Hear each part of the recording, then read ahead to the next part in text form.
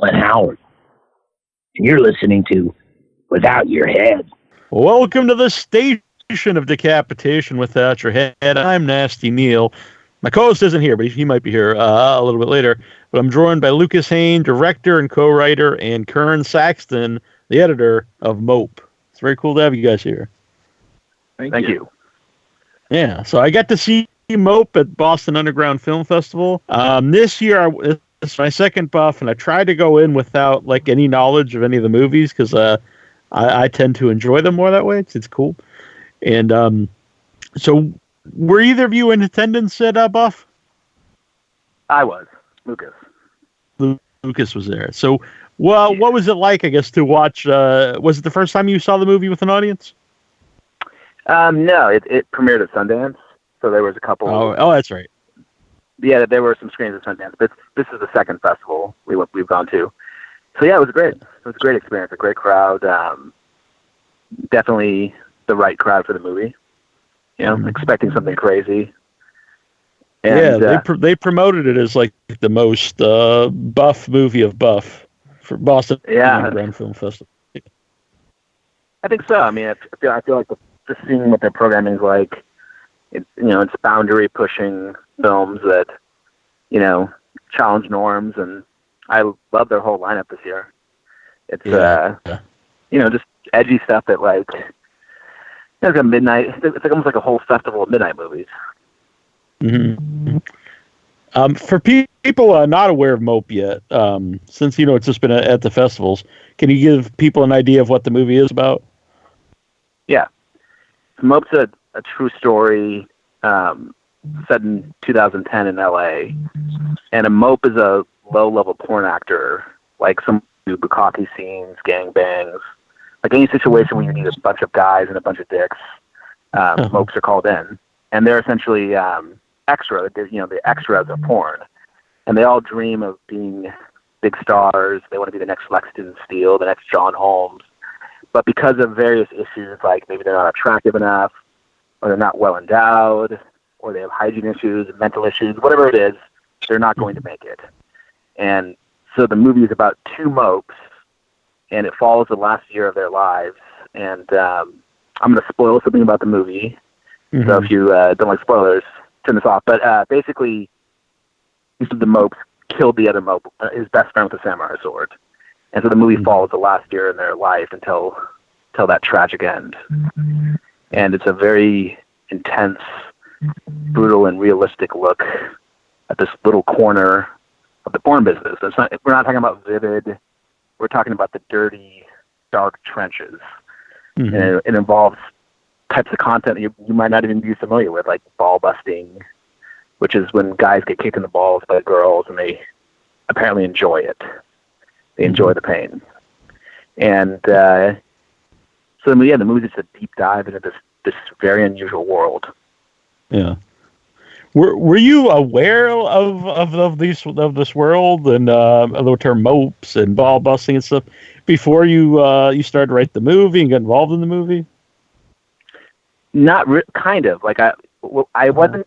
I kind of heard about the case when it happened, but years later, I was sent an article about the story, an LA Weekly article, and that's kind of what got me into it. But I'd actually met a mope like 5 years ago, like years and years before I did the movie. I was in a bar in the Valley, and there was this kind of weird-looking guy set up in a dive bar, and he had a laptop, and he was watching porn clips of himself, where he was like, just having sex with it in various different scenes, and he was like showing off to everybody, and it was creeping out like half the place, and other people thought it was interesting. And only now did I realize that's a mope. That's kind of like the hallmark of a mope. And so then once I years later saw that article, I went and met all the real people, and they through time I gained their trust, and they let me into their lives. These are the people that survived the incident, and various family members too. Yeah. So then it's like one of those things where you just kind of the more research get involved. Sorry. What? I'll go on. I'll ask after. Yeah, go ahead. I was just gonna ask how you got involved, but finish what you're saying, and then we'll get. I was just asking how Kern got involved, but finish and No, I can ask him. I'll get into that. Yeah, no. So, you just researched it, and when we got deeper and deeper into it, we just found it fascinating. It's, we visited real sets, and, I've become friends with a lot of the people involved, so it's kind of, they gave us a window into that world. I'll pass it to Kern. I remember seeing there was a standoff with the SWAT team in the hills, West Hills, for like something like 9 hours or something. Luke, was that something really long? I remember seeing that on TV back in 2010. We're like, what's going on? Oh, dude with a samurai sword. This is crazy. This is L.A. And I remember hearing that he was like a fringe, or he was a wannabe porn star. He never really made it past like the fringes of the industry. But it came and went, and there were several other samurai sword incidents over the couple of years. There was one at the Scientology Celebrity Center as well, I think around the same time. So it was kind of like whoa, what's with samurai swords and people going crazy. And then, fast forward a couple of years, I met Luke through a mutual friend of ours named Andy, and the house I was living at, and we just hit it off. And I'd made a movie called Sushi Girl that Luke liked, and he told me about this story that he was doing as a feature, his first feature. And as soon as he told it to me, I immediately remembered the standoff in the hills. I said, no shit, like I gotta read the script. I gotta know what's going on about it. And he didn't have a script at that point. He was still researching.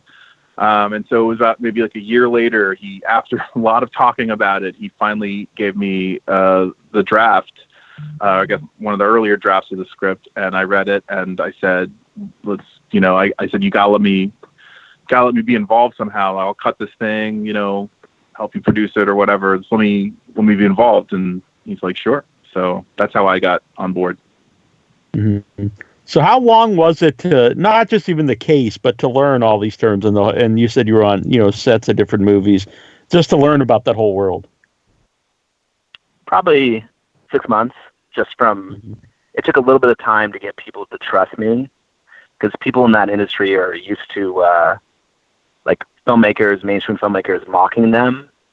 And so they wanted, they wanted to make sure that I was going to, tell their story in an accurate way. And so it just took me, 6 months probably in total.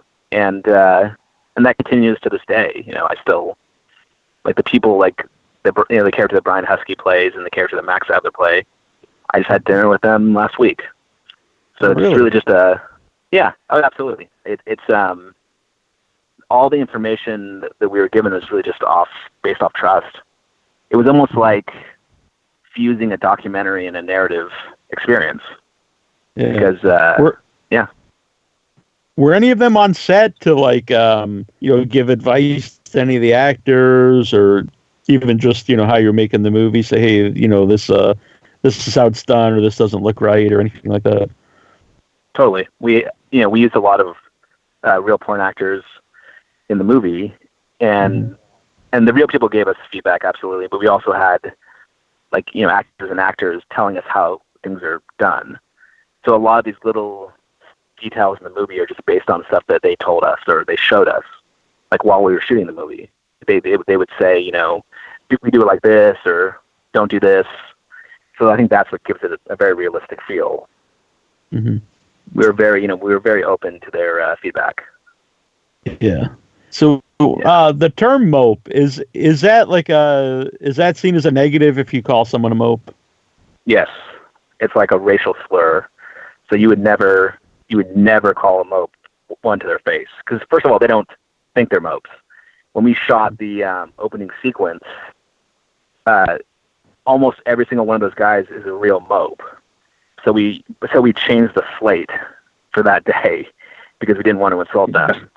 And we called it murder with the temp slate. But basically, it's, you do not want to call that to someone to their face. That's an insult. Yeah. It kind of was birthed out of this derogatory term when people would say that loser guys are moping around sets, begging to get in these scenes, looking for work, and it's never used in a positive way. Mm-hmm. It's a weird comparison, but I'm a big wrestling fan, and they call the guys that never win matches jobbers. And when I was watching the movie, I was thinking, oh, these are like the jobbers of the porn industry. Yeah, spot on. That's exactly what it is. Spot on. Yeah.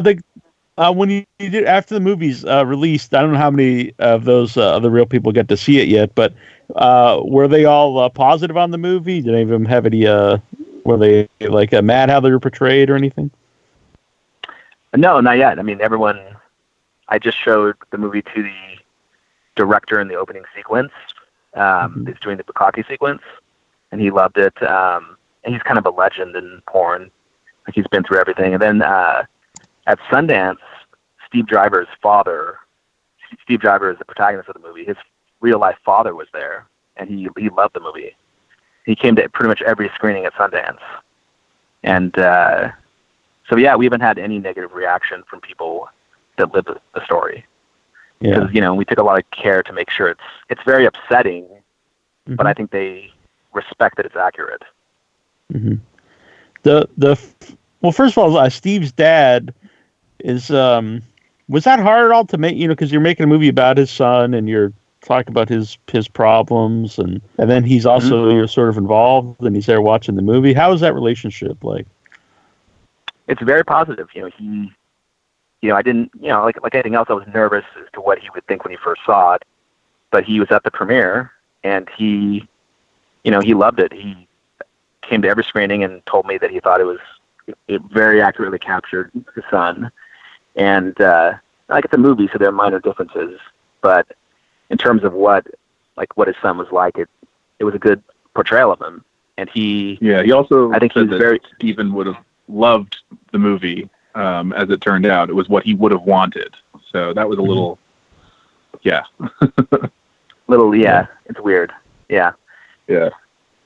It's tough because, like, in the scene that you see the dad portrayed, it's not really flattering, but it's not necessarily negative. The way that I think of it is, this is someone who tried to help his son for pretty much his entire life. He saw that his son was going down a dark path, and he tried to help him, but he couldn't. And there's a lot of backstory to this movie that couldn't be in the movie. Like, for instance, Steve Driver, a year before the movie even starts, was arrested on the campus of the University of Northridge because people were concerned that he was going to do like an attack, like a shooting on campus. And it's murky if he was ever going to do that, but regardless, they put him under a 5150 hold, which is, in LA, it's like they can, it's a psychiatric hold. They can, the doctor wrote a hold. And so during that stay, his parents were obviously concerned, and they consulted the city if there were options for, like, putting him in a home, to help take care of him. But he wasn't crazy enough to really be committed. He was kind of in that gray area. So they let him out. And a year later, he killed Tom. Yeah. So it's very frustrating. Because there's really no villain in the movie, but there is a sadness to everybody. It's, and when we watch the movie, it's like you're thinking like if someone would, because at first you think it's first of all, the movie has like a different tone at the beginning. It's more comedic, and then about halfway through, I think it really flips around, and then I think that really helps you when everything starts to break down, like. Because then you're emotionally invested in all the characters, and it's a much more heartbreaking when things go really bad for everybody. You know what? I'm glad that's how it came across. That was definitely our intent, and it kind of mirrors my experience when I first heard the story. Like, there are funny details that you gravitate towards, but then once you actually start to realize, and start to look into the human collateral. It definitely, there's a sense of dread that you feel.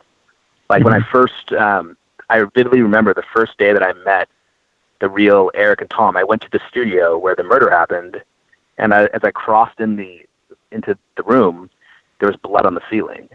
And this is years after the murder. I'm like, that's not Tom's blood, is it? And they go, yeah, it's his blood. We just they just never cleaned it off. Like it had splattered up on the ceiling. Like we can't get up there. And yeah. Sorry to laugh. Yeah, that's. Yeah. No, but I mean that's so fucked up. It's funny. Yeah. But that's the humor of this movie. I mean, it's very dark. Mm-hmm. It's very realistic. I mean, and there's a lot of that, like, it's stranger than fiction. You can't make up some of this stuff.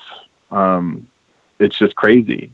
So whether you find it offensive or whether you find it humorous, I mean, that's what it was. So yeah. So, is Ultima the actual name of the DVD company at the time? Yeah. Yes. Still exists. Still exists. That was an essay. Yeah. Interesting. Yeah. If you want to see some armpit sniffing, you can go on that site right now, or ball busting. You know? So I'll be going there right after the interview. I'm sure you're logging on right now. Yeah. Right. So what I'll say too is about Steve, because like I said, there's sadness throughout the movie. But like as you're watching it, like as it goes on, you're like, I wish someone would like step in and like say, hey, you're just going too far here. But then also you have the dad character who, even though he's not in it a lot, but you could tell that he's already been doing that throughout time, trying to help him. But this might be really not, like you said, he's not crazy enough to put him away. So how much help can you really can you give him?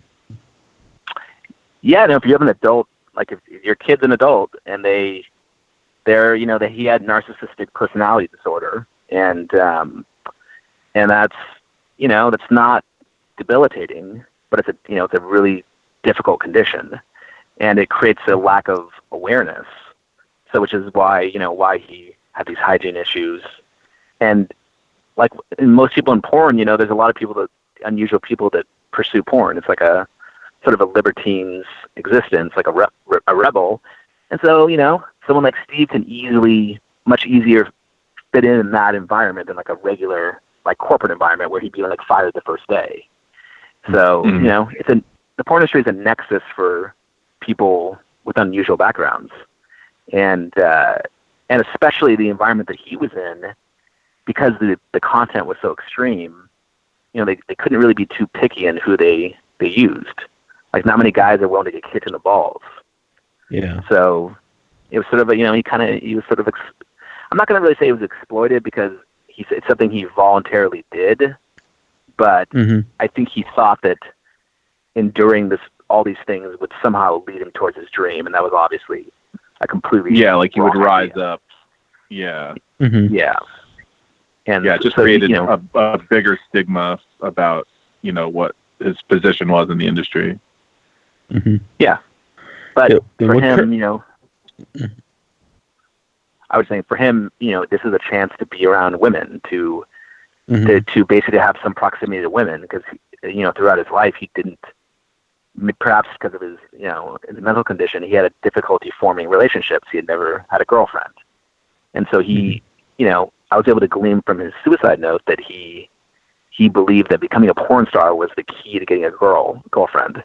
That women would watch his scenes, and that would give him validation, as a man, and they would want to date him.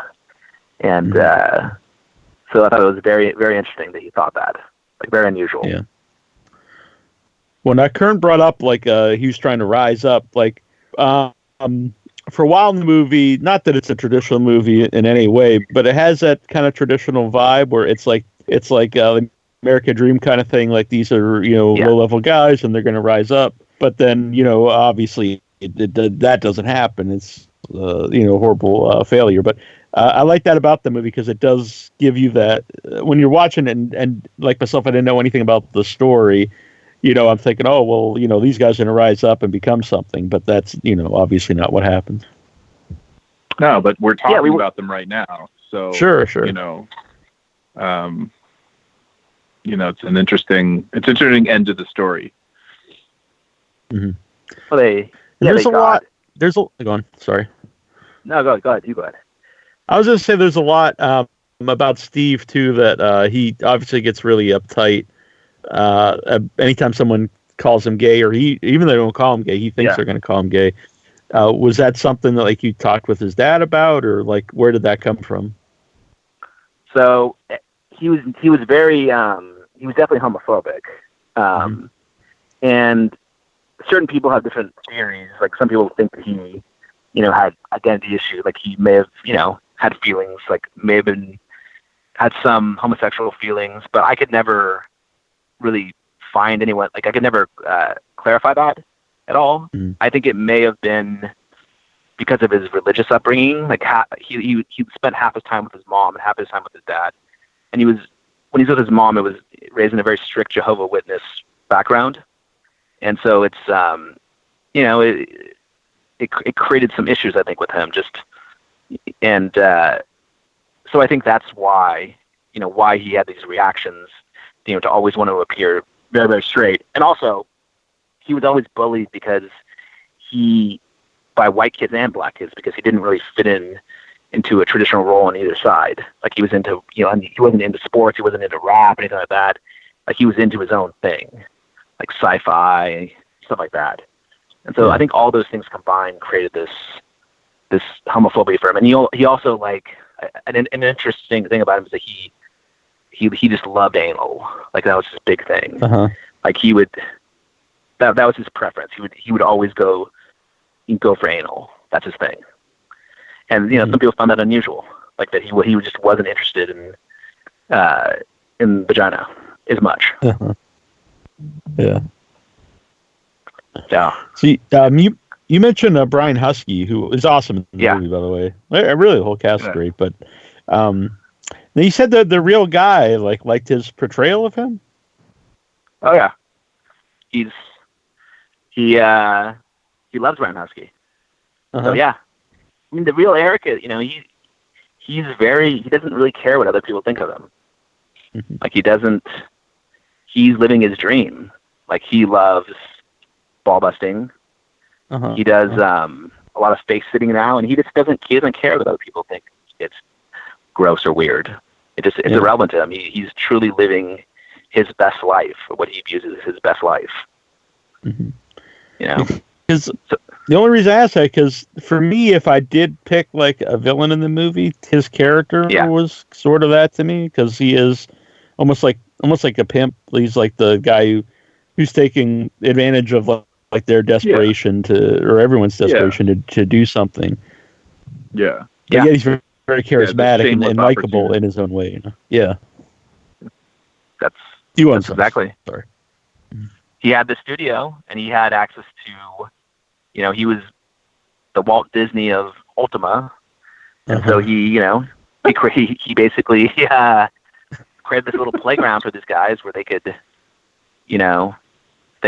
have a proximity to women and these porn girls that wouldn't talk to them outside of that environment. So yeah, he had power in his own little kingdom, perverted kingdom. But he's nice. I'll tell you, like he's a very, he's an extremely likable guy. He still shoots porn. He lives in the valley now, and he has a garage right next to his house. And he shoots porn probably 5 nights a week.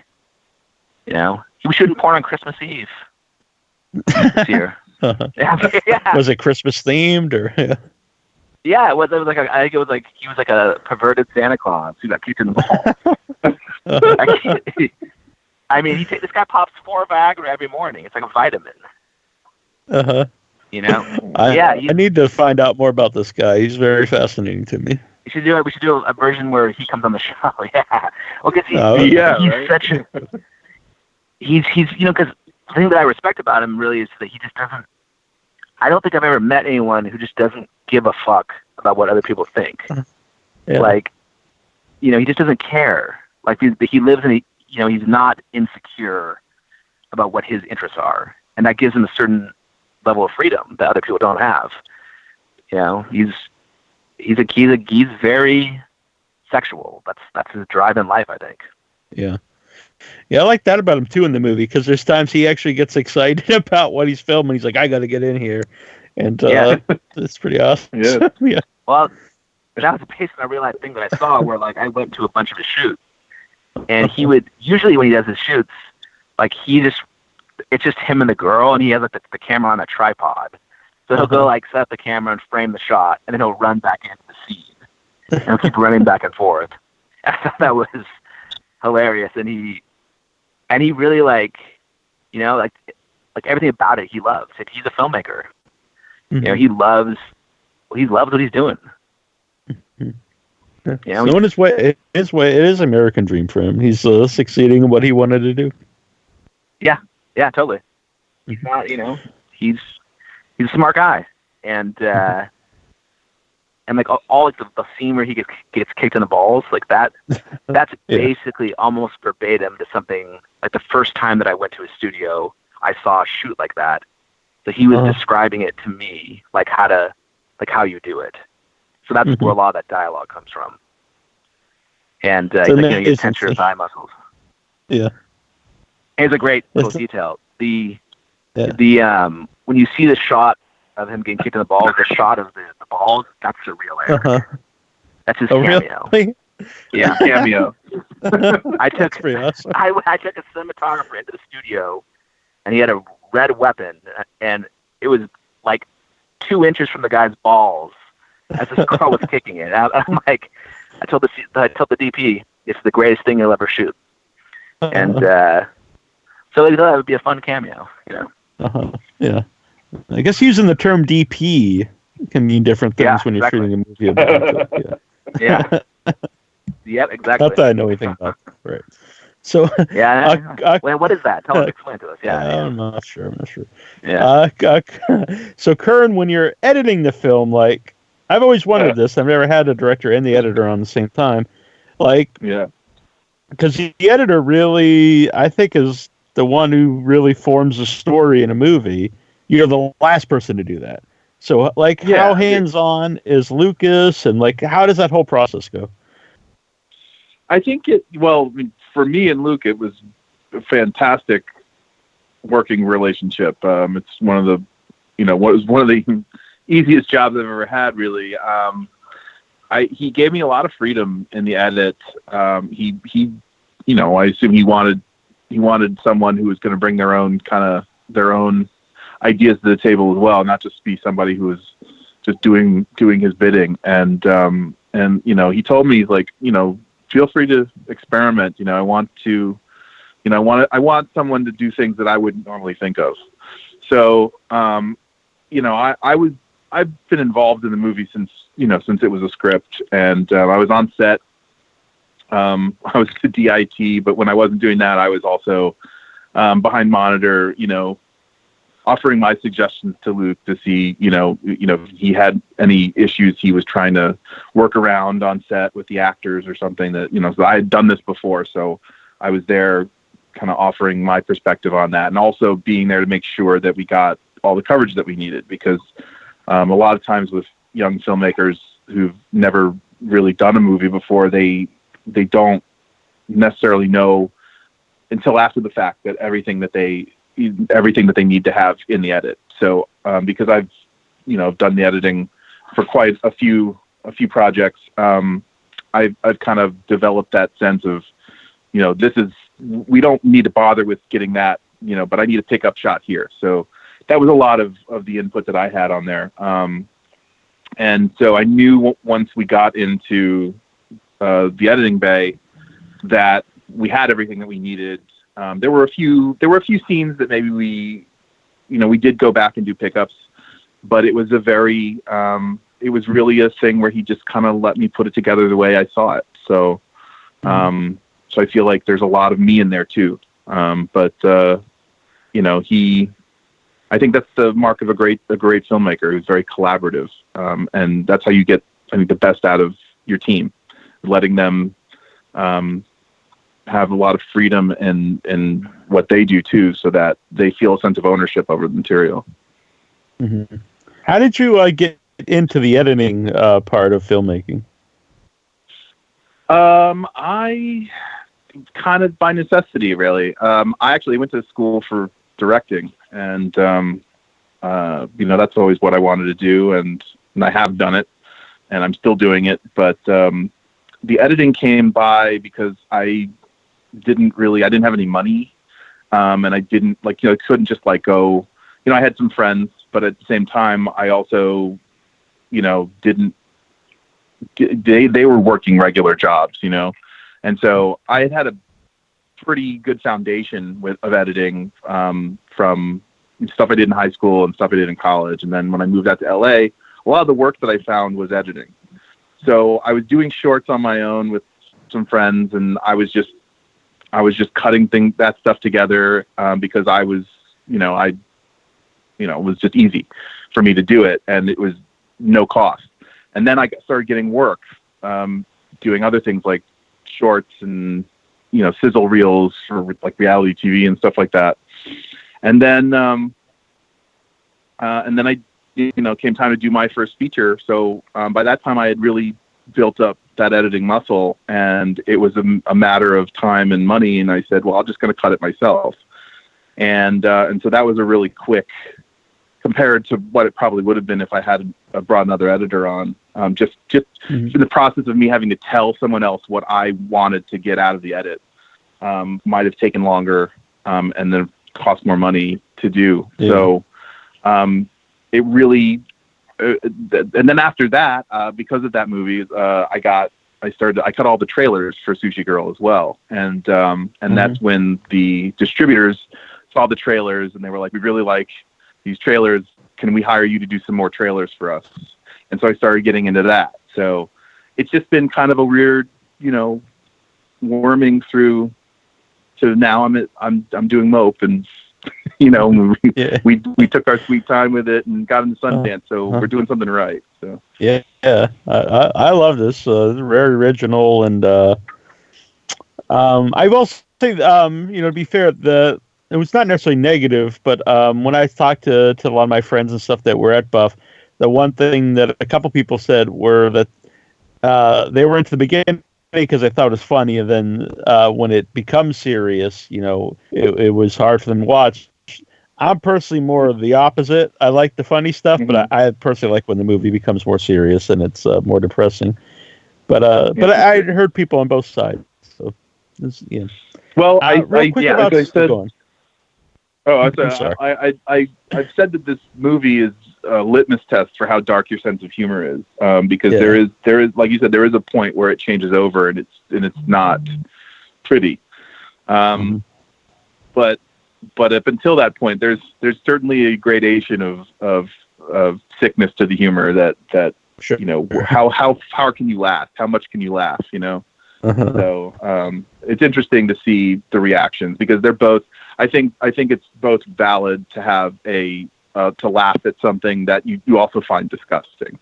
I think whether you think that it's funny because it's disgusting or whether you're just appalled by it. I mean, those are both valid reactions to film. Sure. Yeah.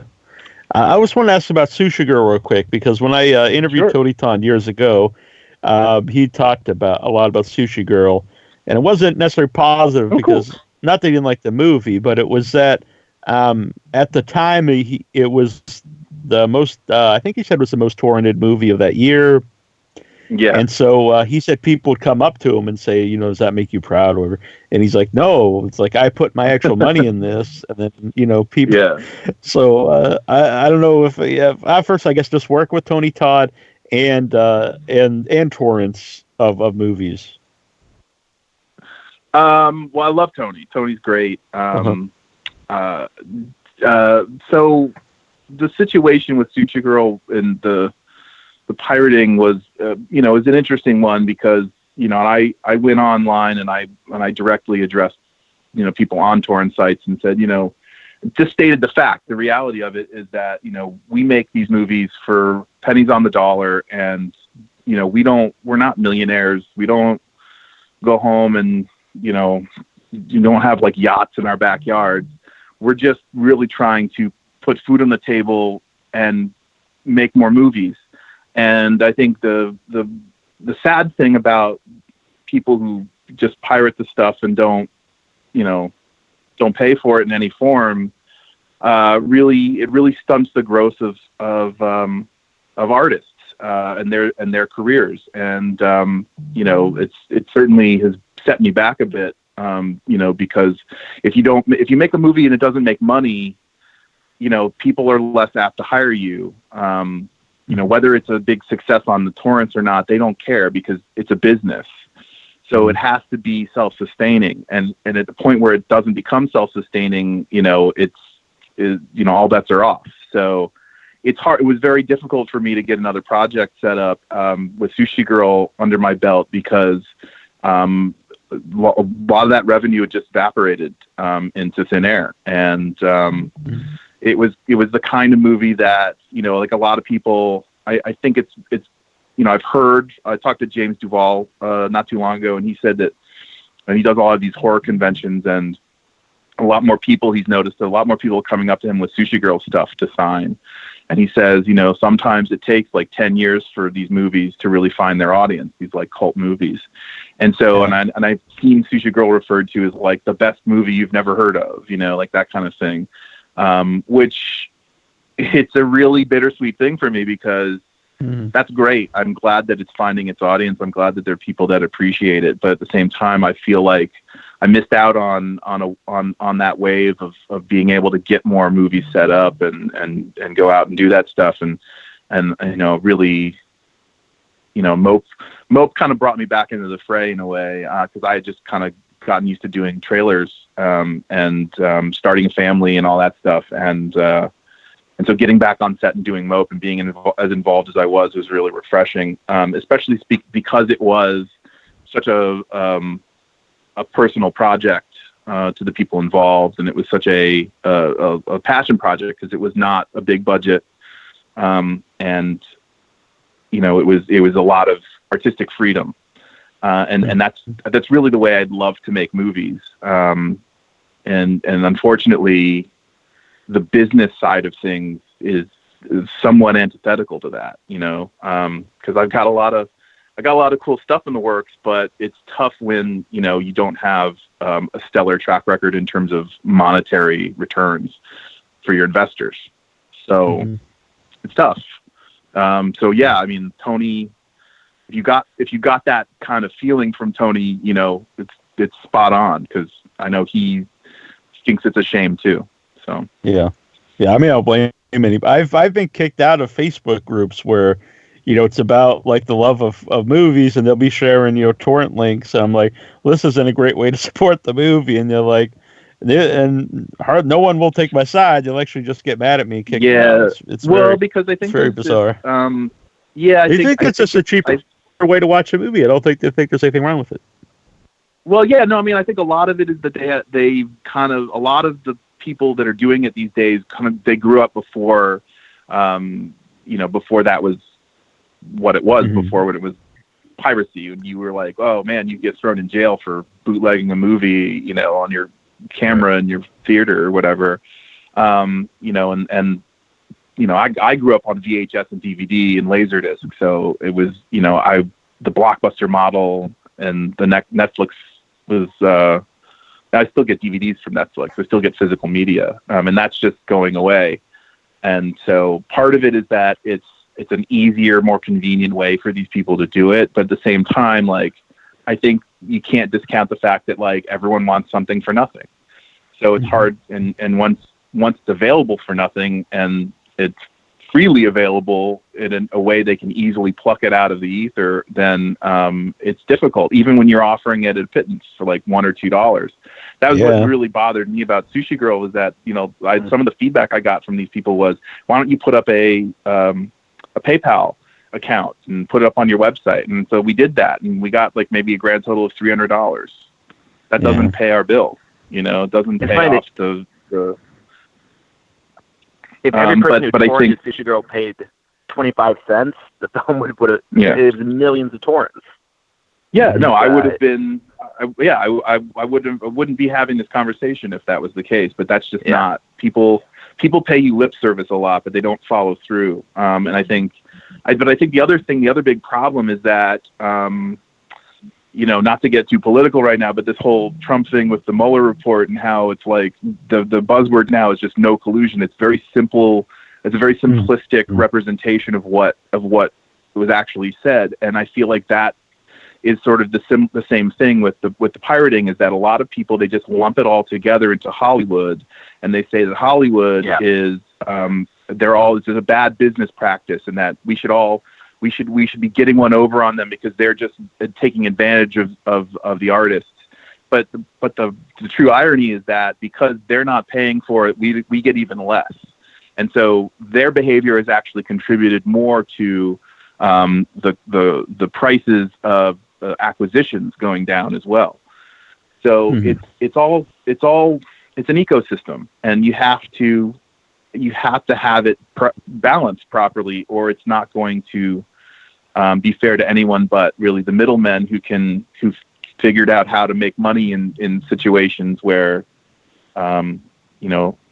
it doesn't look like there's a huge market for things. Like they're somehow these companies still make money, but at the same time, it's like the record industry.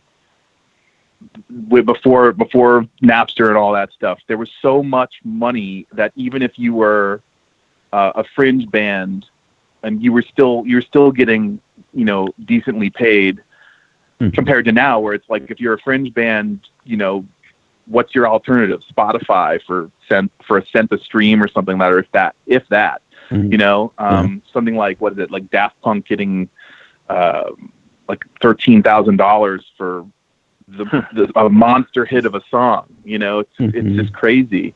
And that's where movies are now, because DVD is dwindling and streaming is taking over as the dominant way people are consuming things, but the revenues aren't the same. So what you're seeing is a lot more risk averseness in the industry. And so certain kinds of movies are not being made in the system anymore. Mope would definitely never have been made in the Hollywood system. And we're hoping that, that it'll make its money back and do well financially, and find its audience. But at the same time, it's like the chips are stacked against us, Yeah. So, yeah. So, how did you get David Arquette involved in the movie? Through traditional casting. Our casting directors Kelly Roy and Morgan Robbins do a lot of big horror films. They do most of James Wan's movies, and so they have a lot of pull. So, they just did The Haunting of Hill House too. They just reached out to his agent, and he read the script, and it was easy. It took a couple days, Yeah, we cast him pretty late in the process. He's great in the movie. Well, thank you. Yeah, he's fun to work with. He's very. He was the one scene in the movie for me it's the hardest to watch is the second cuckold scene with the drug addict girl. That's definitely the darkest scene in the movie. It was maybe the toughest to shoot too. We had that vibe on set, like the feelings that you feel when you watch it. Like that's how everyone felt when we were shooting it. So we knew there was something there. Yeah. I didn't the morning of that shoot, I was like, I was nervous to shoot the scene because I was like, how am I gonna? Of course I had like a shot list, but I kept thinking like, how am I gonna, do this scene and not showing any nudity or anything, but just create this like feeling of dread that I wanted to create, and the actual shooting of itself wasn't that bad. It was, but it was just intense. But the actress, Tanya, you called cut and no one wanted to say anything. It was like, everyone was just really introspective that day. Yeah. It's there's a level of human misery it taps into that, and there's a lot of stuff in that scene that wasn't even in the script. It just manifested itself from shooting it. But that was a tough scene, Yeah. It's kind of the culmination of all the negative sides that you think of, like pornography, where first you think everyone's having a good time or whatever, but then this can be the reality for a lot of people, where it's they're not enjoying it and they don't want to be there, but they are, and it's just it's not necessarily enjoyable scene, but it's a great scene. Well, thank you very much. And the one happy footnote I can say about the scene is the Tanya, or the character Tampa in the movie, is sort of a composite, but the person she's really based on is living a good life now and completely got out of that scene. And so I think you know, that's that's a positive footnote on it. But Yeah. it was intense. You know, sometimes you do these, you know, like you just don't know what it's going to happen, and you know, as unpleasant as the scene is, I think it captures what we were going for. Yeah. So, how about just, you said no, you don't want like a lot of nudity and stuff. The movie itself doesn't really have a lot of nudity. When you're when you think about making it, like, what's the thought process? Like, how are we going to shoot the sex scenes? Do we show a lot? Is it going to be graphic? It's not going to be graphic. I knew it was going to have a decent amount of nudity, just not. I didn't want to have I wanted it to be like functional and not titillating. So it's just sort of like observational camera. So you're, if you happen to see if someone's going to be naked in a realistic way, we'll show it. But we're not going to go out of our way to do salacious shots. Like, we didn't want that at all. And like the opening sequence, we could have shown more nudity, but we thought it'd be more interesting if we kind of held off till the end. Yeah. The last shot of that sequence. Yeah, it gives in that general, shot a lot more power. Yeah. Yeah. In general, we just kind of what we felt was right. Like a lot of the scenes, like if someone was really going to be naked in that scenario, then I would just have them naked. Mm-hmm. I sort of let reality dictate how we would do that. Mm-hmm. So, weird question, but what do you use for I assume fake jizz when you're making when you're filming a bukkake scene? Soap. Like, we use soap, the same thing they use. Because basically what they, I'll never forget that on the election eve of Trump, I had taken the lead actors to a real bukkake shoot, and so they saw a real one, and there was a sense of dread in the air that made it even more crazy because the results were coming in late at night, and I saw the way they would do it is they would enhance what was already on the actress's face with soap, so it gives it that white look they're going for, and so they're so sort of what they're doing is fake, combination of real and fake. Interesting. Yeah. So, how long did it take to shoot the movie and get it edited? 15 days to shoot it. 15 days to shoot it, and then we spent a year and a half to edit. Yeah. It wasn't like every day constantly. Right. It was, but we did pickups about a year after we shot the original 15 days, and what was it, a day or two of pickups? Yeah, a day. So. Yeah, and it wasn't anything. It wasn't anything major. It was all really connective stuff. The first cut was 2.5 hours long, and it was full of good stuff. So we really had to spend a lot of time to figure out how to condense it in a way without losing anything important or emotional character-wise. So. That was a lot of, it was a process. And because we didn't have anyone breathing down our necks, to tell us, say, this is what you have to do and you have to do it by this date, we really took our time to get it right. And I think that paid off really well. So the trailer that's out, it's just is a 2-minute, scene or so. Is that going to be the actual trailer, or have you not made a traditional trailer? We've cut a trailer, but we haven't released anything yet. So okay, yeah, we'll probably have more than one. Yeah, because I think if you watch those that the trailer is out there, and you're interested, you're going to be interested in the movie. Oh, totally. Yeah, I think that clip is very much it's the point in the movie where you really understand what the tone is intended to be. It's both hilarious and horrifying. Mm-hmm. Yeah. So, I love Texas Chainsaw Massacre, so, Yes. I do too. It's one of my favorite horror movies. Yeah. And there's something about Chainsaw Massacre that just feels wrong while you're watching it. It feels like a dirty movie you're supposed to be watching. Yeah. That was the main inspiration for the style of the movie, was that from the moment when I didn't see Chainsaw until crazy enough, I didn't see it until 6-7 years ago, and it was a screening with Toby introducing the film, and I was so blown away with it was a DCP of it, but it still looked great. And I just, from the moment the movie comes on, there's something off about it.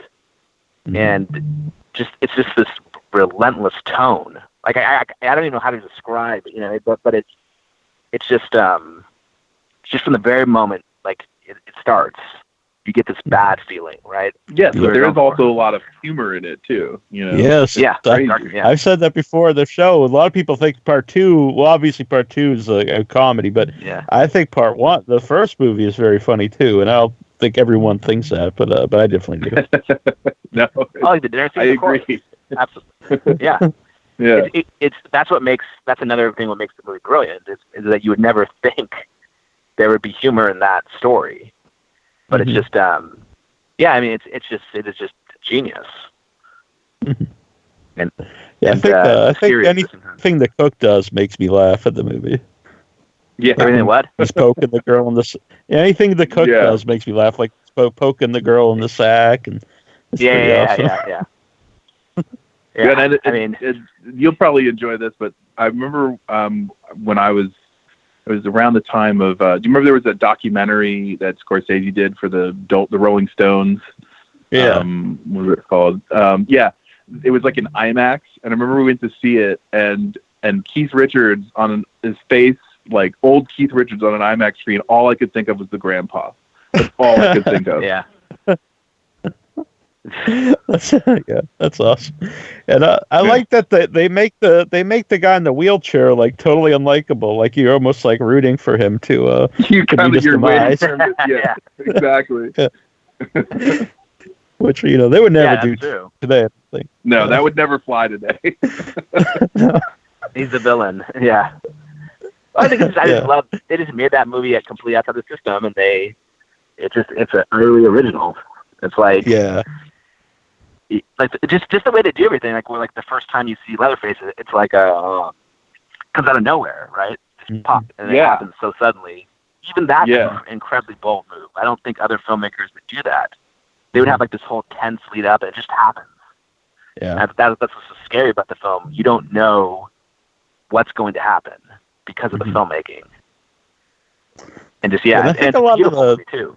It is, there's great shots. I know, the one scene's kind of iconic because you're seeing the girls, but that shot is beautiful though. The blue sky over the house and everything.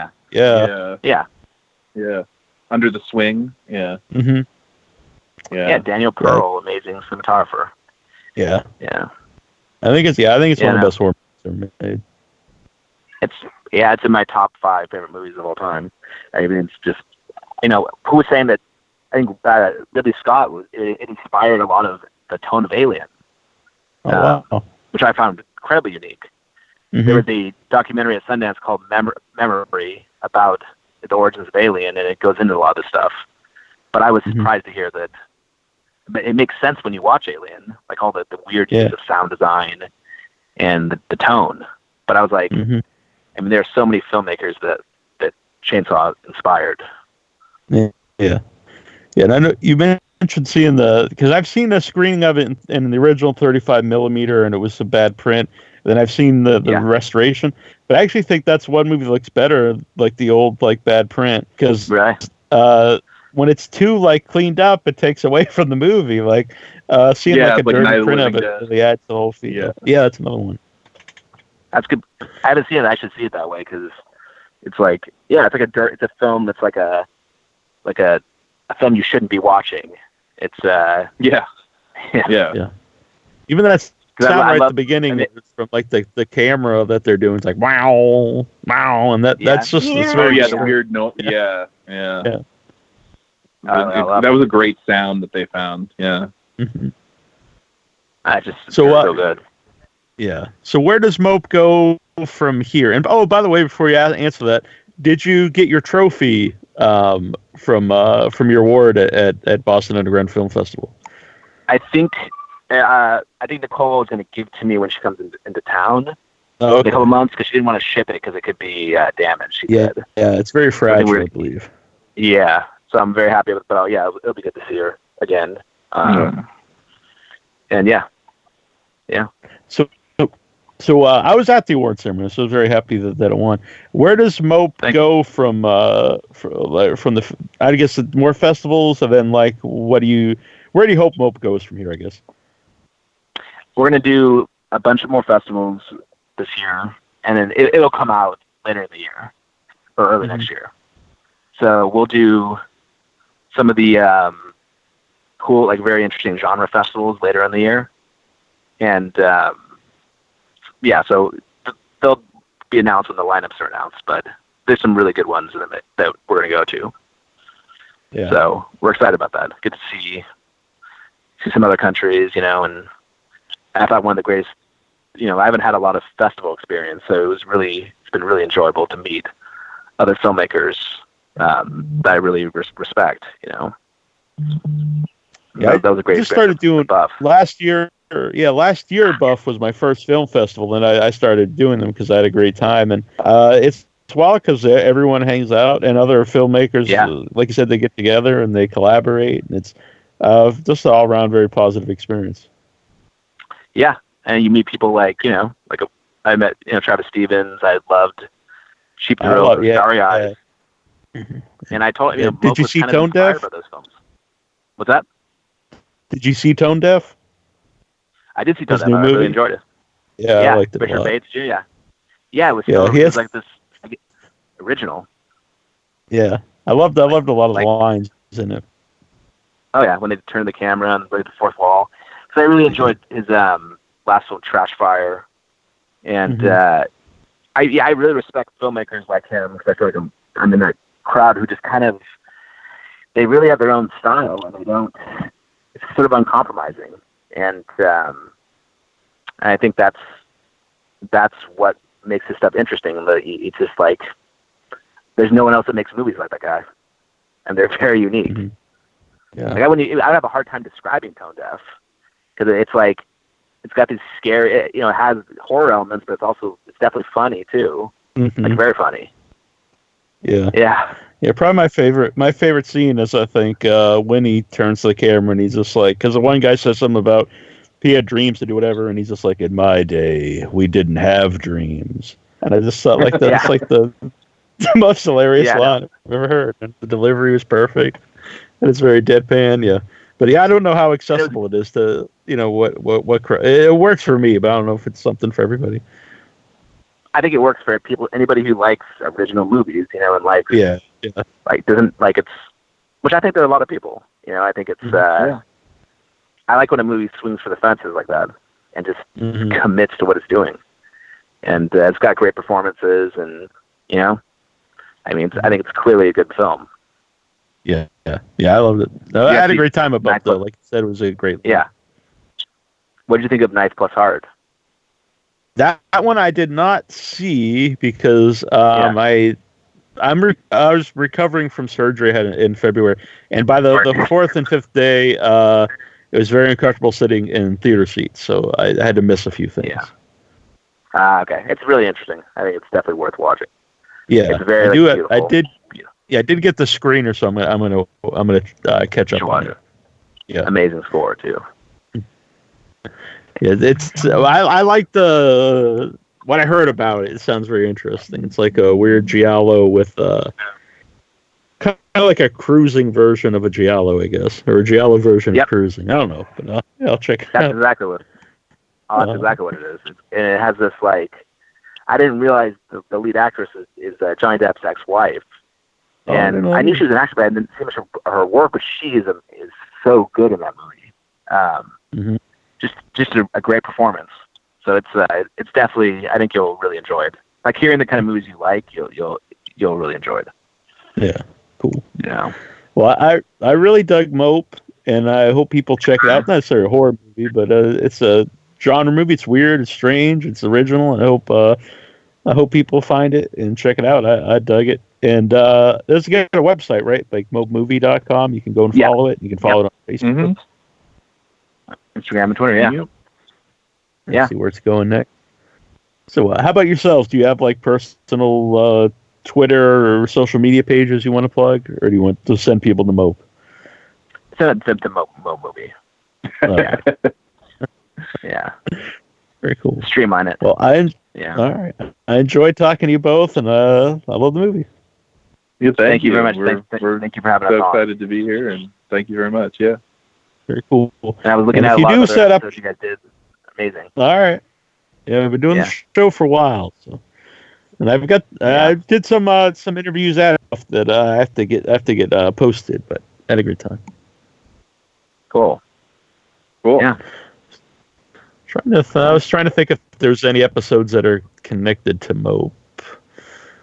I don't know, but there's a lot of weird people I've interviewed, so check them out. They're fun. Yeah. And if you do, if anyone is into coming on the show, that either cast members or the real life people, I'd be all for that. Okay. Yeah. Cool, I'll run that up the flagpole. Yeah, that sounds fun. Get the real Eric on. Yeah. That one would be pretty awesome. Yeah. Yeah. Right, well, I appreciate you you use like Husky and Eric at the same time. Yeah. That would be cool. All right. Thanks, guys. All right. Thank you. Thanks a lot. Hi, this is Teresa Tilley from Evil Dead and now Stomping Ground, and you're listening to Without Your Head.